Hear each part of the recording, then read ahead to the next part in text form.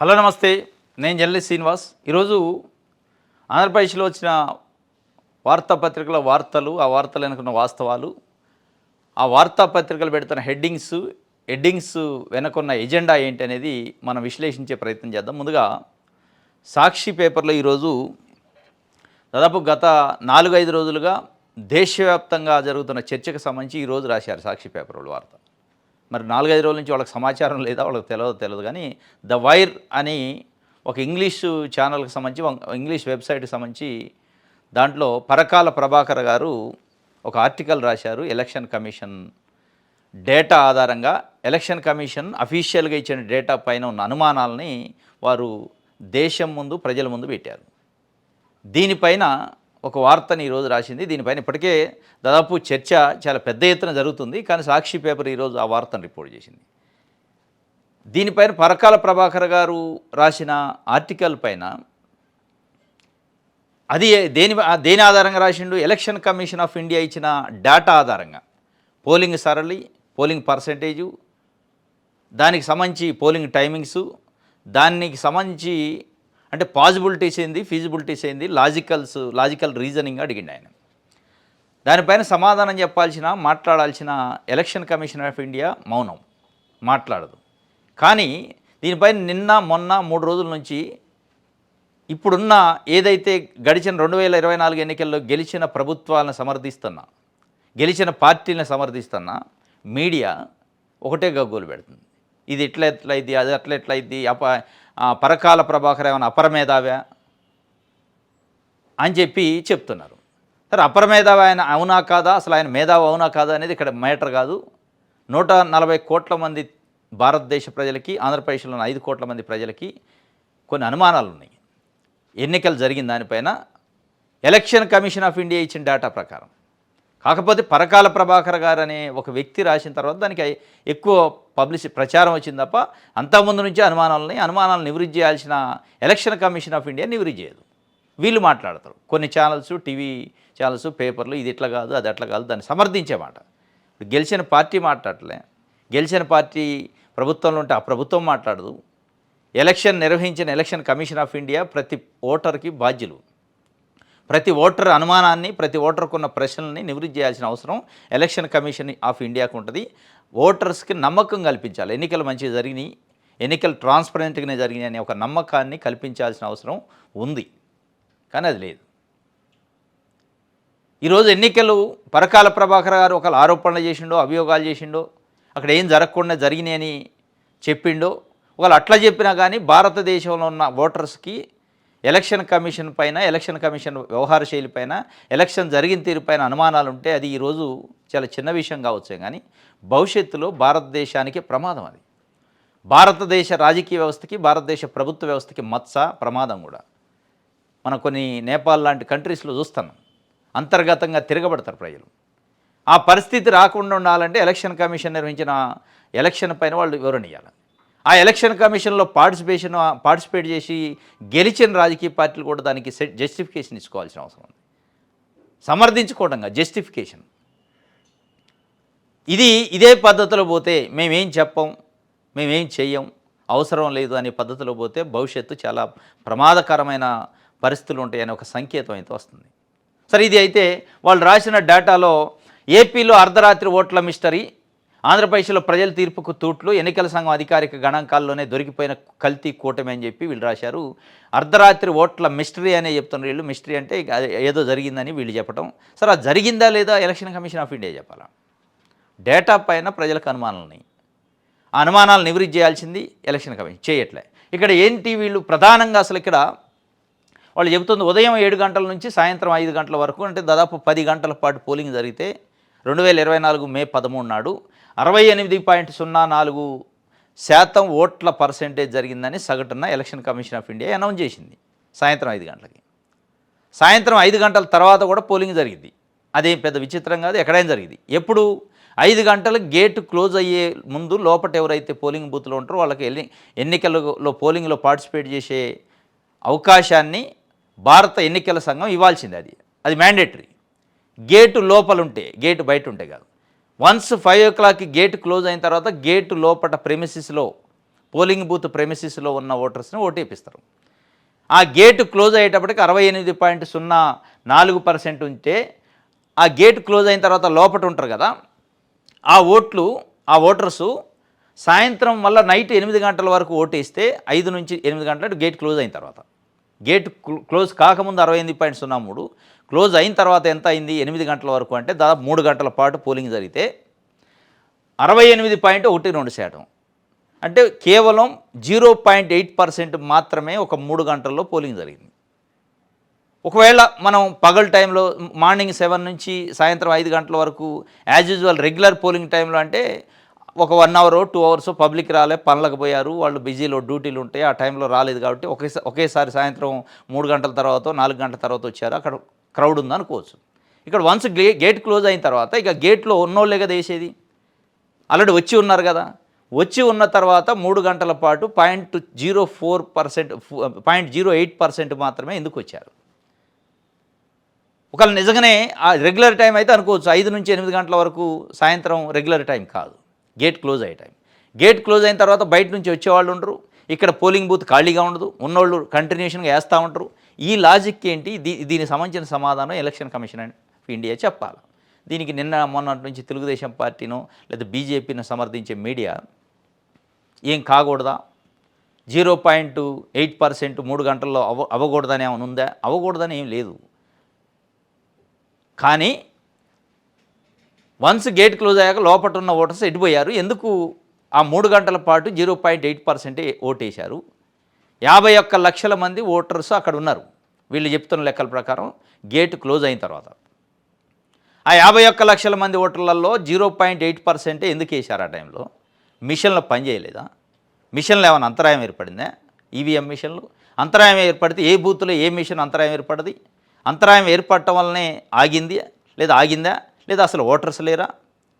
అసలు అర్ధరాత్రి మిస్టరీ అంటున్నారు, ఆ అర్ధరాత్రి జరిగిన మిస్టరీ అనేది ఇంకొక అర్ధరాత్రి, అసలు రాత్రి జరిగిందా పగలు జరిగిందా? మే 11 జరిగిన పోలింగ్ అనేది ఇంకొక డేట్ ఏమైనా జరిగిందా? ఇవన్నీ చాలా అనుమానాలు ఉన్నాయి, వీటిని నివృత్తి చేయాలి. ఎట్ ద సేమ్ టైం దాని తర్వాత రాత్రి 8 నుంచి 11:45కి 76.50% వచ్చింది, అంటే 8.38% వచ్చింది.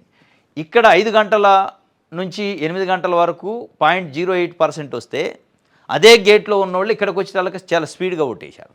గేట్లు ఆల్రెడీ రెడీగా ఉన్నారు వాళ్ళు. అసలు గేట్లు తాళం వేశారా లేదా?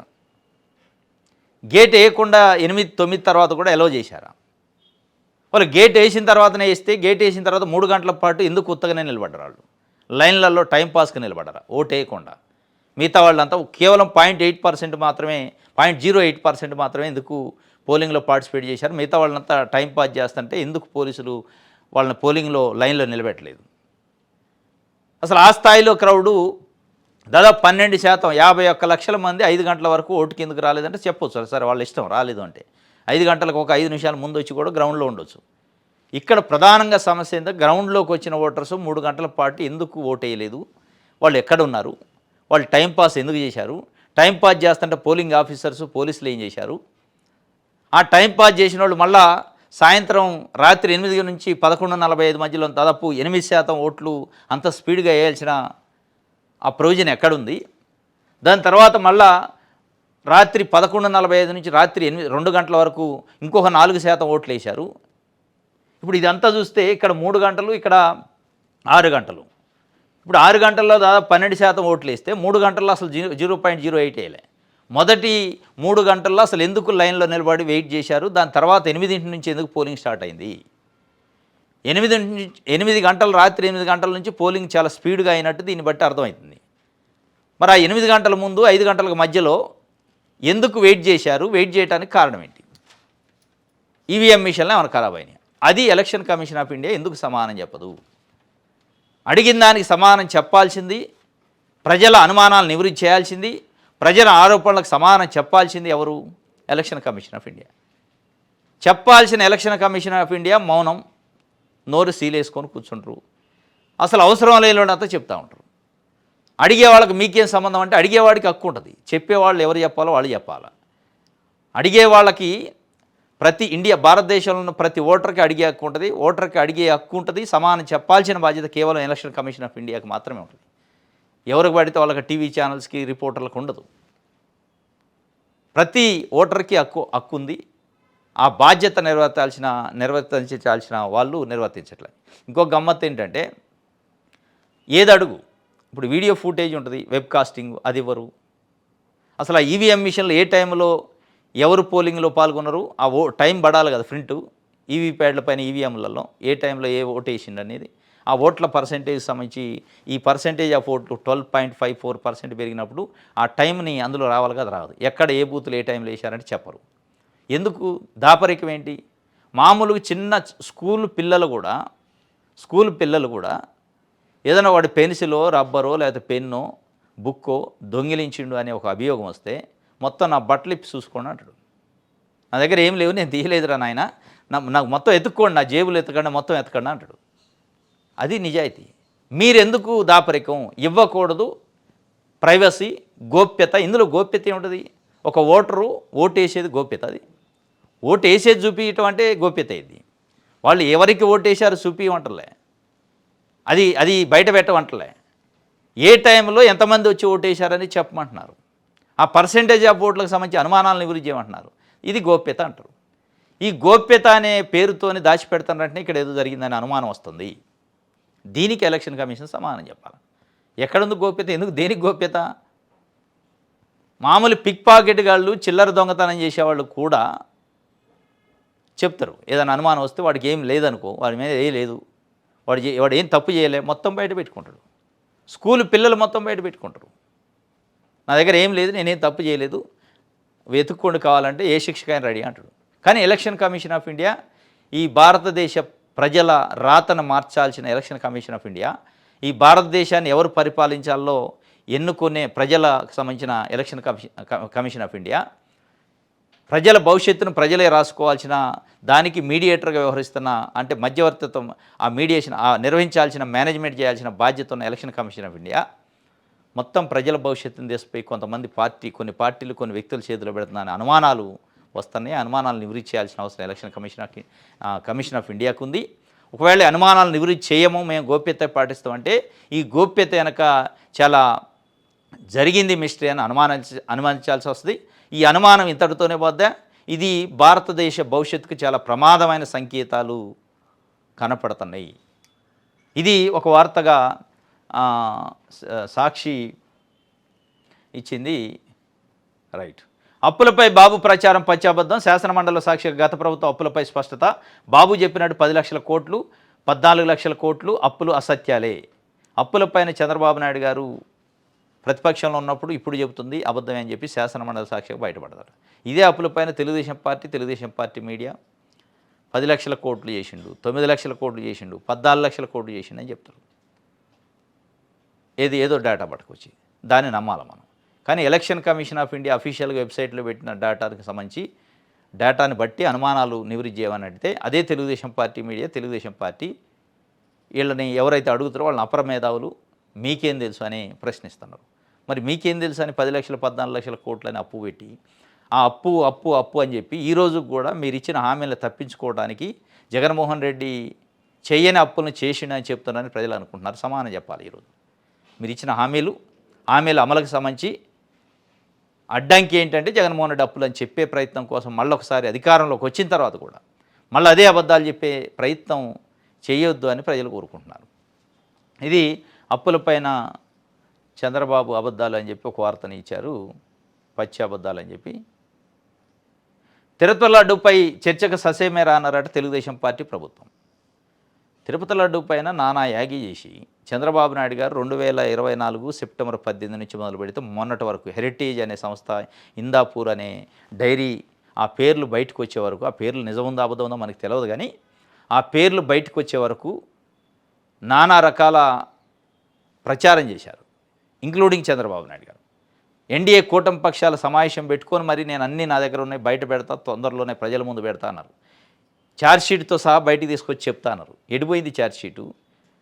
ఇవన్నీ పక్కన పెడితే అసెంబ్లీ సాక్షిగా, శాసనమండలి సాక్షిగా చర్చిద్దామంటే ఎందుకు చర్చించట్లే?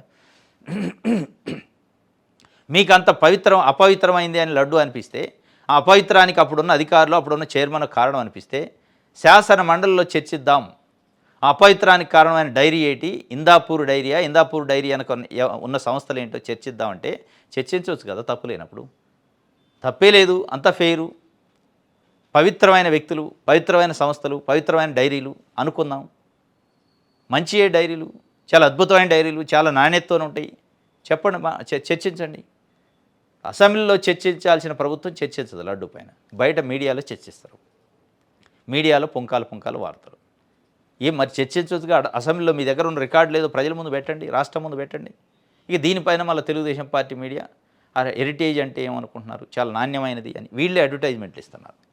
నిన్న మొన్న చూస్తాను, హెరిటేజ్ అంటే చాలా నాణ్యమైనది, అసలు ఈ దేశంలో హెరిటేజ్ కంటే మించిన విలువలతో కూడిన వ్యాపారం చేసేది లేదు అంటే. ఉండొచ్చేమో, నేను అంటలే కాదని. మీరెందుకు ఒకళ్ళు తప్పించుకొని వాళ్ళ తరఫున వాళ్ళ విలువల గురించి, వాళ్ళ బ్రాండ్ గురించి, వాళ్ళ నాణ్యత గురించి, వాళ్ళ నైతిక విలువల గురించి మీరు ప్రచారం చేస్తారు? వాళ్ళు చెప్పుకోవాలి కదా, వాళ్ళు బయటకు వచ్చి వాళ్ళు చెప్తారు కదా. వ్యాపారాలకు కూడా, రాజకీయాలకు ఎట్లాగ మద్దతు ఇస్తున్నారు. కొన్ని పత్రికలు, టీవీ ఛానళ్ళు తెలుగుదేశం పార్టీకో అధికారంలో ఉన్న పార్టీకో మద్దతు ఇచ్చుకుంటూ భజన చేస్తున్నారు, ప్రజల కోసం కాకుండా పార్టీల కోసం. అంతవరకు బాగానే ఉంది, అదే ఎబెట్గా ఉంది. ఇక అది దానికంటే ఇంకొక అడుగు ముందు తీసుకేసి హెరిటేజ్ లాంటి, ఇందాపూర్ లాంటి వ్యాపార సంస్థలకు కూడా మీరు మద్దతు ఇచ్చి వాళ్ళకు కూడా అడ్వర్టైజ్మెంట్ మీడియా పేరుతో చేస్తే ఇంతకంటే దౌర్భాగ్యమైన జర్నలిజం ఇంకోటి ఉంటుంది? ఉండదు. తప్పిది. ఇది తిరుపతి లడ్డు పైన చర్చకు ససేమేరా అన్నారట. రైట్, ఆంధ్రజ్యోతి చూద్దాం. చెరువులో శవమయ్యాడు బాలిక రేపిస్టు కులవర్ధన ఆత్మహత్య. పోలీసు వాహనాలు తరలిస్తుండగా తప్పించుకొని పారిపోయిన వైనం. రంగంలోకి ప్రత్యేక పోలీసు బృందాలు. చివరికి చెరువులో దొరికిన మృతదేహం.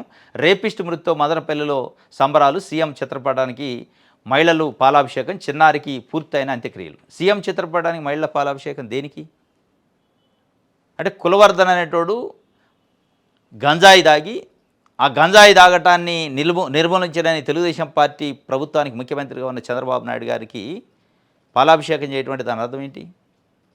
కులవర్ధన అనేటోడు మత్తులో, గంజాయి మత్తులో రేపు చేసిండు, చంపేసిండు. చాలా దారుణమైన పని అది.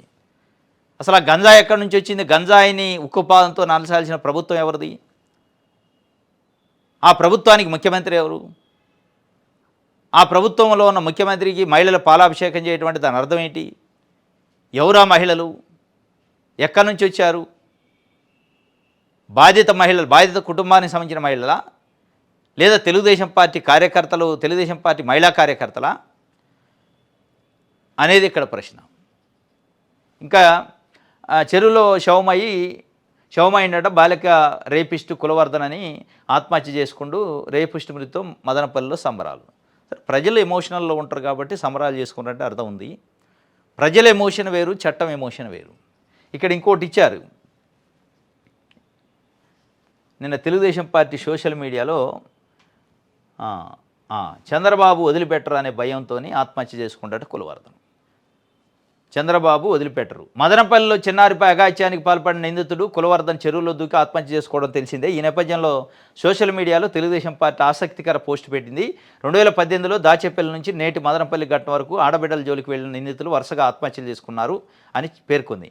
నేరం చేస్తే చంద్రబాబు వదిలిపెట్టరనే భయమే వారిని వెంటాడిందని, అందుకే ప్రాణాలు తీసుకున్నారని రాసుకొచ్చింది. ఇంతకంటే పెద్ద జోక్ ఇంకోటి ఉండదు. నేరం చేస్తే వదిలిపెట్టరని కాదు, నేరం చేయడానికి భయపడాలి కదా. చేసిన తర్వాత చచ్చిపోవడం అంటే దాని అర్థమైంది. ఇప్పుడు నేరం చేస్తే వదిలిపెట్టడు చంద్రబాబు నాయుడు గారు అనే ఒక నిజంగానే ఆ భయం ఉంటే గంజాయి ఎక్కడి నుంచి వస్తుంది? గంజాయి ఎందుకు తాగుతారు? గంజాయి సరఫరా చేసే వాళ్ళు కూడా ఈ ఆత్మహత్యలు చేసుకోవాలి కదా. నేరం చేస్తే వదిలిపెట్టడు, మనం గంజాయి అమ్ముతున్నాం, పట్టుకుంటాడు, చంపేస్తారని. గంజాయి డ్రగ్స్ ఎక్కడి నుంచి వస్తున్నాయి? ఏంటి ఈ సోషల్ మీడియా ప్రచారం? ఇంత దౌర్భాగ్యమా? 7 సంవత్సరాల చిన్నారి పైన అఘాయిత్యం చేసి, అత్యాచారం చేసి చంపేస్తే కనీసం సానుభూతి చూపకుండా దీనిపైన కూడా రాజకీయం చేసి పబ్లిసిటీ చేస్తా అంటే ఎడి తీసుకెళ్తారో మీరు ప్రభుత్వాన్ని, పత్రికల్ని, టీవీ ఛానల్ని, సోషల్ మీడియాని. అంటే చంద్రబాబు నాయుడు గారు వదిలిపెట్టడం అని చనిపోయాడు. చంద్రబాబు నాయుడు గారు వదిలిపెట్టడం అనే భయం ఏముంటే దాదాపు 19 నెలలు 20 నెలలు అయింది చంద్రబాబు నాయుడు గారు అధికారంలోకి వచ్చి. ఎందుకు జరుగుతున్నాయి అత్యాచారాలు, ఎందుకు జరుగుతున్నాయి హత్యలు, ఎందుకు జరుగుతున్నాయి గంజాయి స్మగ్లింగ్లు, ఎందుకు జరుగుతున్నాయి డ్రగ్స్ తీసుకునేది? అక్కడ కదా ఆగాల్సింది. చంద్రబాబు నాయుడు గారు నిజంగానే వదిలిపెట్టడం అనే భయం ఉంటే గంజాయి అనే సరఫరా చేసేటోడు, గంజాయి వ్యాపారం చేసేటోడు, గంజాయి తాగేటోడు ఆంధ్రప్రదేశ్ గడ్డ పైన అడుగు పెట్టాలంటే వెన్నులో వణుకు పుట్టాలి కదా చంద్రబాబు నాయుడు గారు చూసి. అంటే వాడు గంజాయి తాగటానికి గంజాయి వస్తుంది, గంజాయి తాగుతారు, గంజాయి తాగిన తర్వాత రేపులు చేస్తారు, దాని తర్వాత చచ్చిపోదరా. అంటే ఇప్పటిదాకా జరిగిన నష్టానికి ఎవరు బాధ్యులు? అంటే ఇదంతా ఏంటంటే కవరింగ్. చంద్రబాబు నాయుడు గారి పరిపాలనలో గంజాయి తాగి రేపు చేసినట్టే బ్యాడ్ నేమ్ వస్తుంది కాబట్టి ఆయన చనిపోయిందా మరి ఇంకోటి దాని వెనకున్న మిస్టరీ ఏందో తెలియదు. కానీ ఒకవేళ నిజంగానే నారాయణ అని ఈ మధ్యకాలంలో తునిలో అనుకుంటా ఒక బాలిక పైన చేసి కూడా అతను కూడా ఆత్మహత్య చేసుకున్నా అని చెప్పారు పోలీసులు. దానిపైన కూడా చాలా అనుమానాలు, మిస్టరీ ఉంది. ఇది కూడా రేపో మాపు మరి మిస్టరీ ఇది నిజంగా చనిపోయినా తెలియదు. ఇప్పుడు ప్రజలు అనుకోవచ్చు ఎస్ మంచిదే జరిగిందని. కానీ ఇప్పుడు ఒక రేపిస్టు ఆత్మహత్య చేసుకొని చనిపోతే అయిపోయినట్టే రేపులు కావా? ఇక్కడ ధోని వ్యవస్థ మారిద్దా? రేపిస్టుని ఆత్మహత్య చేసుకొని చనిపోతే సంబరాలు చేసుకోవడం, రేపిస్ట్ ఆత్మహత్య చేసుకొని చనిపోవడం వల్ల మొత్తం వ్యవస్థ మారిద్ది అనుకుంటే తప్పు. అసలు ఆ రేపుకు కారణమైన గంజాయో డ్రగ్సో వ్యవస్థలో ఉన్న లోపాలను సరిచేయాల్సిన బాధ్యత ఉంది. అసలు ఒక నిందితుడు చనిపోతే దాని వెనుకున్న అసలు కారణాలు బయటికి రావు. తాత్కాలికంగా ఉండొచ్చు, మనకి సంబరాలు చేసుకోవచ్చు. ఎందుకు జరిగింది, అసలు ఈ గంజాయి ఎక్కడి నుంచి వచ్చింది, గంజాయి డ్రగ్స్ ముఠాయి ఎవరు తీయాలంటే వాడు ఉండాలిగా. చనిపోయిండు, ఎందుకు చనిపోయిండు? చనిపోతే పరిష్కారం అయితే ఇక ఆగినట్టేనా? ఆత్మహత్య పరిష్కారమా దీనికి? ఇటువంటి రేపులకి, ఇటువంటి హత్యలకి, అత్యాచారాలకి ఆ నిందితుడు ఎవడైతే ఉండో వాడు ఆత్మహత్య చేసుకుంటే పరిష్కారం అయినట్టేనా? దాన్నే ఇంటర్ప్రిటేషన్ చేసే ప్రయత్నం తెలుగుదేశం పార్టీ సోషల్ మీడియా ఎందుకు చేస్తుంది? ఇది కాదు కదా. వాడిని చట్ట ప్రకారం శిక్షించాలి, చట్ట ప్రకారం మొత్తం ఇన్వెస్టిగేషన్ చేసి నిజాలు బయటికి తీయాలి. ఇట్లా నిజంగానే ఇదైతే పరాకామణి దాంట్లో ఒక పోలీస్ ఆఫీసర్ కూడా ఆత్మహత్య చేసుకుండా రకరకాల ఘటన ట్రైన్లోంచి చనిపోయిందని అయిపోద్దా? ఆగిపోద్దా కేసు? అనేక ఉన్నాయి ఈ రాష్ట్రంలో కేసులు. అన్ని కేసులలో కూడా చంద్రబాబు నాయుడు గారిని చూసి భయపడి నిజంగా ఆత్మహత్యలు చేసుకుంటే కేసులు ఎప్పుడు తేయాలి? కేసులు విచారణ ఎవరు చేయాలి? మరి పోలీసులు, చట్టాలు, కోర్టులు ఎందుకు? వాస్తవాలను బయటికి రాకుండా కనుమరుగయ్యే ప్రమాదం ఉంది కదా దీనివల్ల. భవిష్యత్తులో మళ్ళీ జరగకుండా ఏం చేయాలో ఒక కేస్ స్టడీ చేయాలంటే వీడి ఉండాలి కదా. వీడి వెనక ఏం జరిగిందో తెలవాలి కదా. ఇది కప్పిపూడ్చి చంద్రబాబు నాయుడు గారు వదిలిపెట్టడానికి భయంతో చచ్చిపోయిండు అని చెప్పి దారుణమైన ప్రచారం చేస్తున్న పరిస్థితి. ఒకవేళ వదిలిపెట్టడనే భయమే ఉంటే అసలు తప్పే చేయడం. తప్పు చేసేటప్పుడు రావాలి ఆ భయం, తప్పు చేసిన తర్వాత రావటం కాదు. ఇది నిన్న సోషల్ మీడియాలో పెట్టారు తెలుగుదేశం పార్టీ సోషల్ మీడియాలో. రైట్, ఈనాడు చూద్దాం.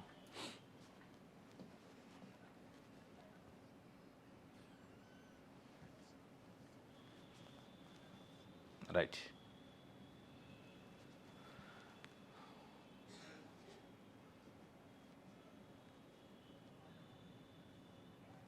శవమై తేలిన మృగాడు, ఇది సేమ్ ఈనాడులో కూడా అదే ఉంటుంది.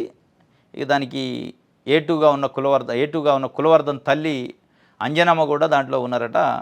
దీనికి సంబంధించిన ఒక వార్తని రాశారు. ఉగాదికి మరో డిఎస్సి వస్తాడు. 3600 పోస్టుల వరకు భర్తీ చేసే అవకాశం. గత ఏడాది సిలబస్ నిబంధనలే ఈసారి అమలు. పాఠశాల విద్యాశాఖ కసరత్తు. ఉగాదికి రాబోతుందట డిఎస్సి 3600. 16,000 పైచిలుకు పోస్టులని ఆల్రెడీ భర్తీ చేసి ఉన్నారు చంద్రబాబు నాయుడు గారి ప్రభుత్వం వచ్చిన తర్వాత. ఈ యొక్క 3600, 16,000, 3600, 19,600, మ్యాక్సిమం 20,000 అనుకోండి. మొట్టమొదటి సంతకం జూన్ 12, 2024 ముఖ్యమంత్రిగా ప్రమాణ స్వీకారం చేసిన రోజు చంద్రబాబు నాయుడు గారు మెగా డిఎస్సి పైన చేశారు. ఆ మొదటి సంతకానికి దాదాపు 20 నెలలు పట్టింది. ఆ పూర్తి మెగా కావటానికి. ఇంకా మెగా కాలే. 3,600తో కూడా 20,000 పోస్టులు లోపే ఉంటాయి. మెగా అంటే దాదాపు 25,000, 30,000 పోస్టులు ఉంటాయని ఒక అంచనా వేసుకున్నారు నిరుద్యోగులు. వీళ్ళు కూడా అదే చెప్పారు ఆ లీకులు. ఈరోజు 25,000 కాస్త 20,000కి వచ్చింది. ఆ మెగా కాస్త మినీ అయింది. మొదటి సంతకం కాస్త 2.5 సంవత్సరాలు, 2 సంవత్సరాలు పూర్తి అయ్యేటప్పటికి వచ్చే అవకాశం ఉంది పూర్తి కావటానికి ఈ డిఎస్సి నోటిఫికేషన్. ఈ 3,600 కాకుండా ఇంకా కొంచెం పెంచి నిరుద్యోగులకి వాళ్ళ భర్తీ చేయాలనేది వాళ్ళు కోరుకుంటున్న వాళ్ళ కోరిక. ఉన్నాయి, ఖాళీలు ఉన్నాయి అని చెప్పారు ఇదే చంద్రబాబు నాయుడు గారు. మెగా డిఎస్సి పోస్టులు చాలా ఖాళీ ఉన్నాయి అన్నారు. ఆ ఖాళీల భర్తీ చేయాల్సిన బాధ్యత చంద్రబాబు నాయుడు గారు, నారా లోకేష్ గారి పైన ఉంది. కేవలం మళ్ళీ 3,600 పోస్టులు వేసి అంటే నోటిఫికేషన్ లెక్క కోసం వేస్తే 3,600కైనా అదే నిరుద్యోగి అదే ప్రిపరేషన్ అవ్వాలి. మీరు లేదు 30,000 పోస్టులు ఇచ్చినా అదే నిరుద్యోగులు మళ్ళీ అదే ప్రిపరేషన్ అవ్వాలి. వాళ్ళు ప్రైవేట్ ఉద్యోగాలు బంద్ చేసుకోనో, చేసే పని బంద్ చేసుకోనో చదువుకోవాల్సిన అవసరం వస్తుంది కూర్చొని ప్రిపరేషన్. అంటే వేసే పోస్టులు అయితే కాస్త ఎక్కువ వేస్తే వాళ్ళకి ఆ మెగా డిఎస్సి మీకు అన్నందుకి సార్థకత అయింది, వాళ్ళకు కూడా సార్థకత అయింది. ఇది నిరుద్యోగులు కోరుకుంటున్న పరిస్థితి. రైట్, ఆంధ్రప్రభ చూద్దాం.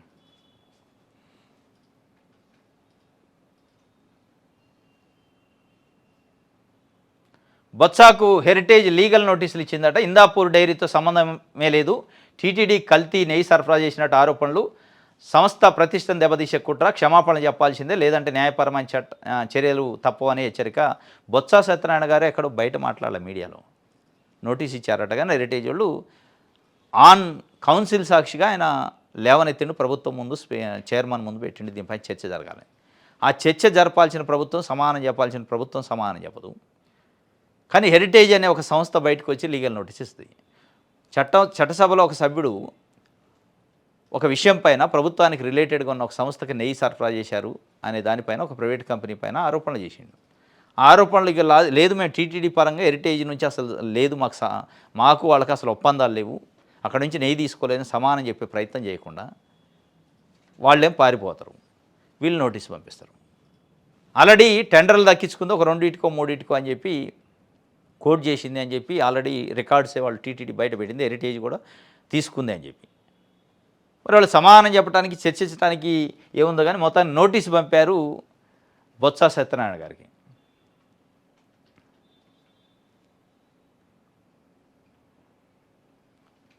రైట్,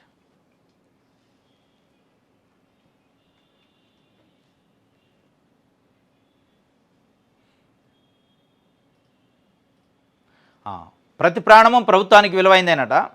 ఆసుపత్రుల అప్గ్రేడ్పై దృష్టి సారించామని మంత్రి సత్యకుమార్ యాదవ్ చెప్తున్నారు. ఇది చాలా పెద్ద అనుమానాలు ఉన్నాయి దీనిపై. నిన్న ఇది బయటకు వచ్చింది, కానీ ఏ పత్రిక రిపోర్ట్ చేయాలా, ఎక్కడో లోపల పేజీల్లో చేశారు, ఆంధ్రప్రభలో ఇక్కడ చేశారు. 61 నియోజకవర్గాల్లో ఉన్న గవర్నమెంట్ హాస్పిటల్స్ ఉంటాయి కదా, ఏరియా ఆసుపత్రులు, 50 పడకల నుంచి 100 పడకలకు అప్గ్రేడ్ చేస్తున్నాడు. చాలా సంతోషం, చాలా సంతోషం. అంటే పేద ప్రజలు వైద్యం చేయించుకునే వైద్యశాలలో అప్గ్రేడ్ చేస్తే చాలా సంతోషమే అని అనుకున్నాం. కానీ వార్త లోపల పోతే విషాదకరమైన వార్త ఉంది. అందులో చాలా కీలకమైన మలుపు తిరుగుతుంది. ప్రభుత్వ వైద్య రంగాన్ని తీసిపోయి ప్రైవేట్ వాళ్ళ చేతిలో పెట్టడానికి పీపీపీ అని ఒక ముద్దు పేరు పెట్టి ఇప్పటికే మెడికల్ కాలేజ్ విషయంలో ప్రయోగం చేశారు, ఫెయిల్ అయింది. ఇక్కడికి తీసుకొచ్చారు దాన్ని, అక్కడ ఫెయిల్ అయింది కాబట్టి ఇక్కడ 61 నియోజకవర్గాల్లో ఉన్న ప్రభుత్వ ఆసుపత్రులనట అప్గ్రేడ్ చేస్తారట. అప్గ్రేడ్ చేయడానికి పీపీపీ పద్ధతి వాడతారట. పీపీపీ అంటే దాని అర్థమైంది అంటే ఇప్పటికీ దాదాపు ఒక 4-5 దశాబ్దాల నుంచి ప్రభుత్వ ఆధారంలో ఉన్న ఆసుపత్రులను తీసుకుపోయి ప్రైవేట్ వాళ్ళ చేతిలో పెడతారు, వాళ్ళు డెవలప్ చేస్తారట. అది అప్గ్రేడ్ అంటారు, దాన్ని అప్గ్రేడ్ అనరు. మీరు ప్రభుత్వ వైద్యశాలల్ని పేద ప్రజల కోసం అప్గ్రేడ్ చేస్తున్నట్టు లేదు, ప్రైవేటు కాంట్రాక్టర్ల కోసం అప్గ్రేడ్ చేస్తున్నట్టు ఉంది అనేది ప్రజలు మాట్లాడుకుంటున్నారు.